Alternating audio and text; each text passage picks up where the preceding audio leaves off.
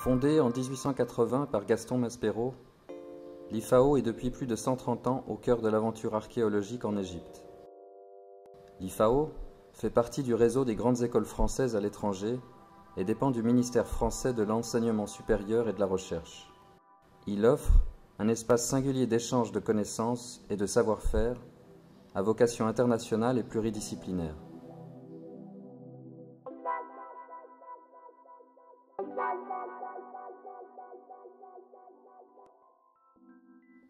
Nos chercheurs couvrent l'histoire de l'Égypte, de ses origines jusqu'au XIXe siècle. L'IFAO dirige à ce jour 17 chantiers de fouilles archéologiques situés dans toute l'Égypte. Grâce à des inscriptions hiéroglyphiques sur la paroi de la montagne qui surplombe la mer.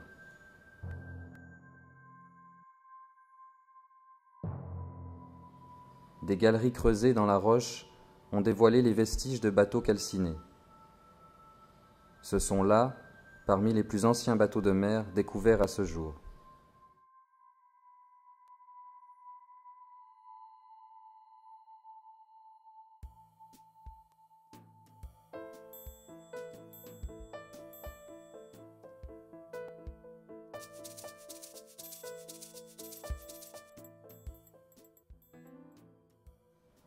Le site accueillait aussi des ateliers de métallurgie.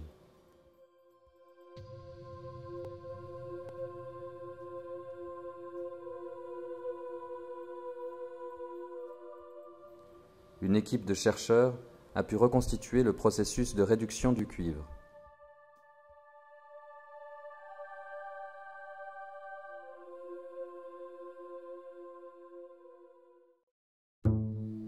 Aux portes méridionales du Fayoum, la ville de Teptinis a été fondée sous la XIIe dynastie et fut occupée jusqu'au XIIe siècle de notre ère. Les fouilles se sont concentrées autour du temple de Sognet-Tinis. On y a découvert un quartier d'habitation d'époque hellénistique et romaine, ainsi qu'une nécropole et de nombreux objets.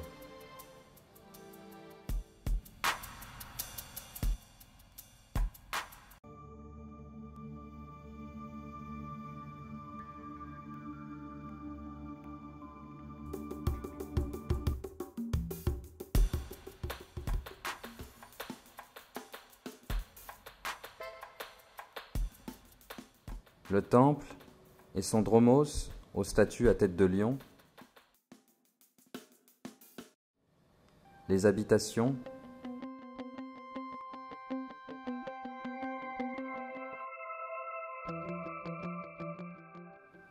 mais aussi des bains publics, des thermes très bien conservés, témoignent de l'importance et de la richesse de la ville antique.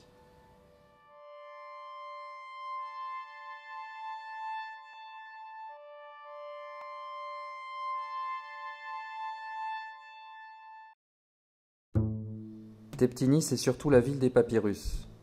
Des milliers de textes en égyptien et en grec ancien ont ainsi permis de reconstituer la vie quotidienne des habitants de la ville du Fayoum.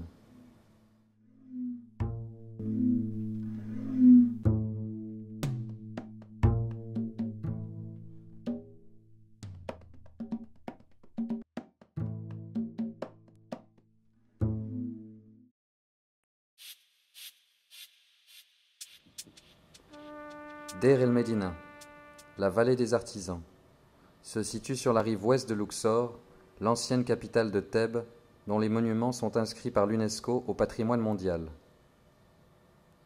L'IFAO y travaille depuis les années 20. Niché au creux de la montagne, le site abrite le village et les tombes des artisans qui étaient en charge des nécropoles royales voisines. Les peintures qui ornent les parois des tombes des artisans sont parmi les plus connues au monde.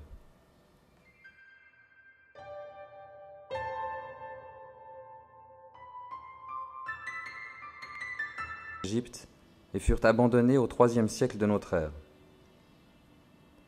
Les qanats étaient creusés à flanc de collines et permettaient d'irriguer les jardins, les champs et les palmeraies.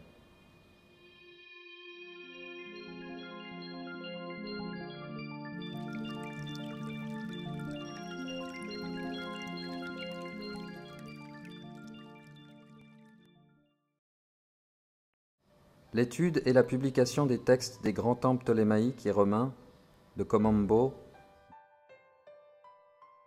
d'Edfou, d'Esna, croquis de statuettes, de tessons, d'amulettes, le service de dessin fournit une documentation de terrain qui est indispensable au travail de l'archéologue. Effectuer des relevés, dresser les plans des sites fouillés, le service de topographie de l'IFAO a été créé en 1977. Les archives accueillent des documents scientifiques, une cartothèque, des papyrus en diverses langues, des parchemins coptes, des manuscrits arabes.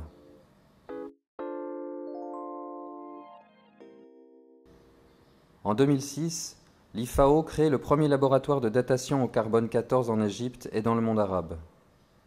Les technologies les plus modernes sont proposées à la communauté scientifique internationale en collaboration étroite avec le Conseil suprême des Antiquités.